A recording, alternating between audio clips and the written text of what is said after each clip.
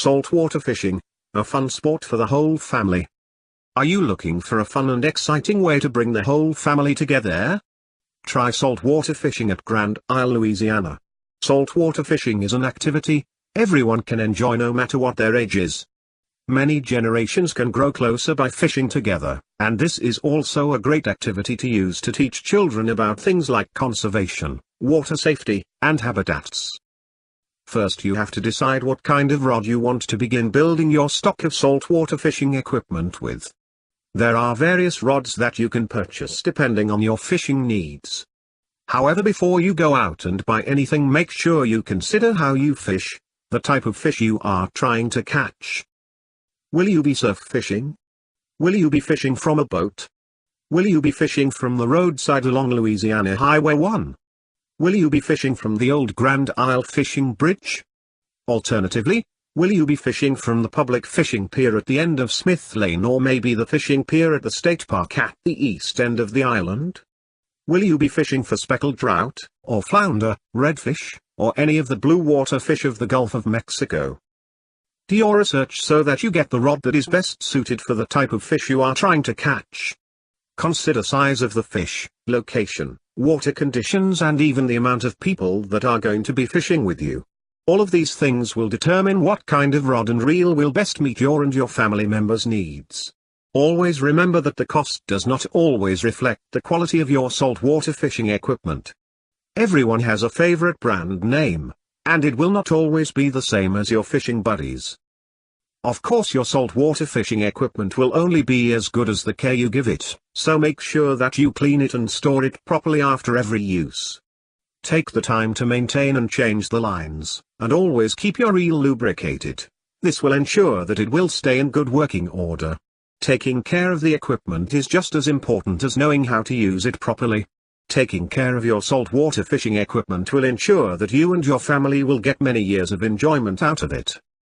The difference between freshwater and saltwater fishing reels.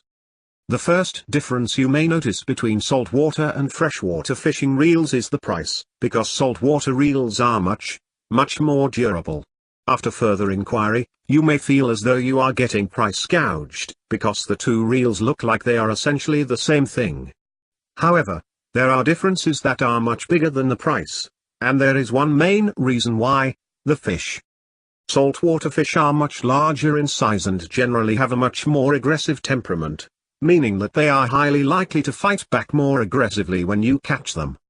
Since this is the case, you need a stronger, more durable reel that can withstand the strength of these larger-sized saltwater fish without buckling or breaking. For this reason, saltwater tackle is made more durably. Additionally, saltwater tackle must be able to withstand the damaging saltwater it will encounter on all of your fishing trips.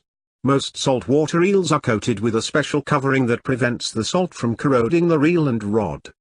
Additionally, the inner workings of the reel have to be salt resistant, so they are oftentimes made from special alloys or alloy hybrids.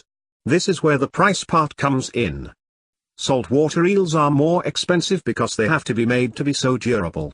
Also, the alloys that the bearings must be made of are generally a lot more expensive than the metals used for freshwater reels. Freshwater fishing reels are, on the contrary, a lot less expensive. They do not need to be made of incredibly high-quality materials because freshwater fish are not as large as those living in saltwater, and although some of them put up a fight, they generally are not strong enough to warrant the use of a large reel. However, simply because they are not made of as durable materials does not mean that they are of inferior quality. These materials are perfect for the type of fish that live in freshwater. Tips for surf fishing for you and your family. Guidelines for the best time to go surf fishing. The best time to go surf fishing has to be answered in a number of different ways. To address this topic, we must consider what is meant by the best time. Are we referring to the time of year, the time of day, the tidal movements, the phases of the moon, or the weather situation? There's a lot of room for interpretation. I will address them all in this presentation. What is the best time of year? As a general rule of thumb, I would have to say spring, summer and fall. Now that doesn't mean if you are fishing in the winter that the surf fishing will be poor. It most likely just won't be outstanding. That being said, It doesn't mean the fishing will be outstanding in the spring, summer and fall. What it does mean is that given the same set of circumstances, the fishing will probably be better in the spring, summer and fall. Surf fishing can be good year-round. If you know what you're doing, it isn't difficult to catch fish in the surf year-round. What is the best time of day? This question is easy to answer. In the early morning just before dawn until 9 or 10 a.m. and in the evening an hour or two before dusk. This follows the nocturnal feeding habits of the fish.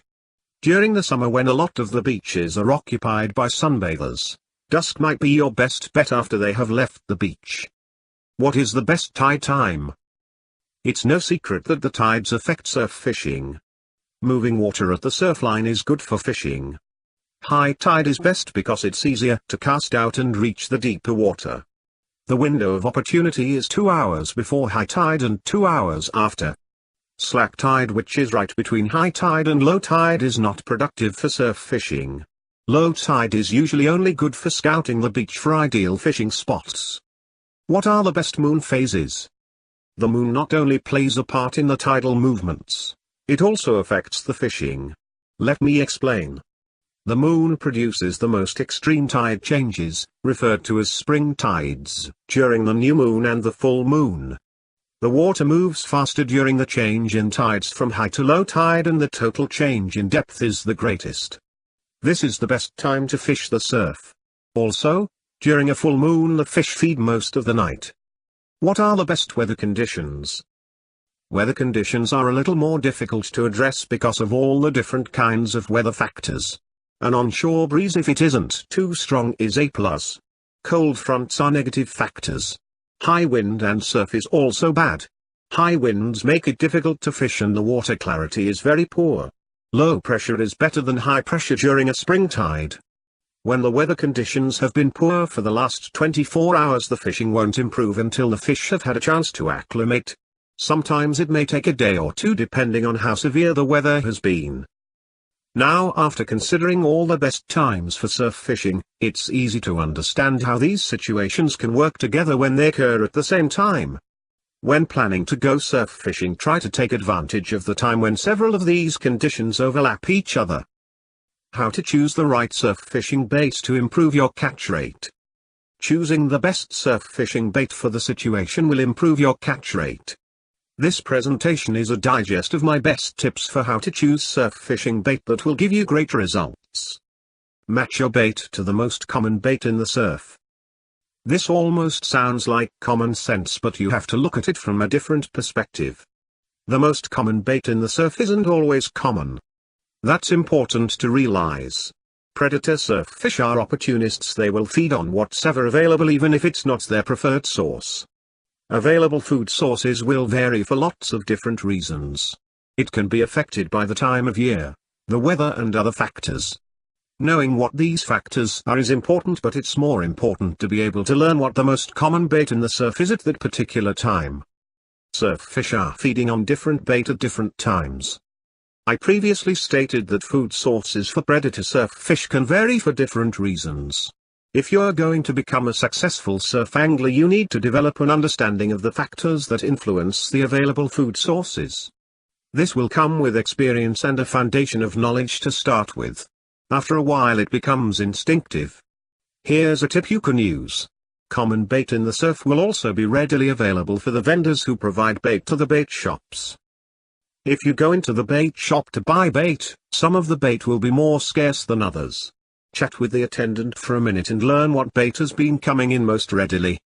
If they have been having a hard time getting a particular bait, you don't want to be using that to start with. It may be a very good choice, but not at that particular time. Select your bait from one or two of the choices that have been easily obtained by the bait shop with good size and quality. Some surf fish species have a bait preference. By now, if you have been learning about surf fishing, you should have learned how to determine what you want to be fishing for and what species are currently being taken in the surf. You should also have learned something about the bait preferences for certain species. The preferred bait isn't always your best choice. That being said, keep in mind what I said previously before choosing your bait. Select one or two of the choices of bait to use at the surf line that meet the guidelines mentioned before and is popular with the species you will be fishing for. You won't be wasting your time with a choice of bait that isn't going to be effective that day. If all else fails, use shrimp. After addressing how to choose the best surf fishing bait I mentioned before. If you are just getting into surf fishing or you're clueless about applying my tips for choosing surf bait, as a last resort use shrimp. These are my reasons. Shrimp is very effective for attracting many different kinds of surf fish. Shrimp is often readily available. You will almost certainly catch something when fishing with shrimp. It's the first place to start when you are learning to surf fish. Keep in mind that the aforementioned can also be applied to fishing from the Grand Isle Fishing Bridge or fishing along Louisiana Highway 1. Bonding with your family is important. While one may easily grow too old for contact sports or not be old enough to understand card games, fishing is the perfect activity that can be enjoyed by all.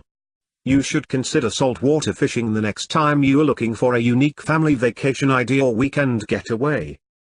Best regards to all.